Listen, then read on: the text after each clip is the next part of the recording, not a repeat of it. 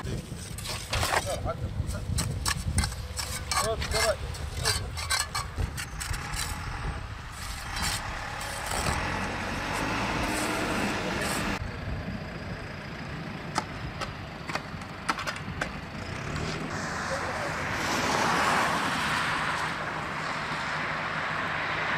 kavşak kaçak olduğundan dolayı 3-4 ay önce kapatılmıştı.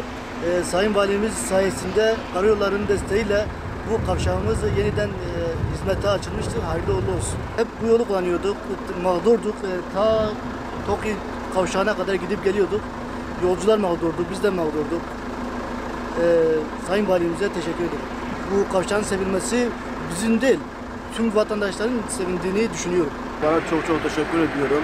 Böyle bir şey bize yaşattıkları için. Burada çok kaza oluyordu. Bu kazaların işte önüne geçmeleri için böyle bir şey yapmalarına çok sevinçle karşılaştım. Budur yani, başka bir şey yok. Allah razı olsun onlardan.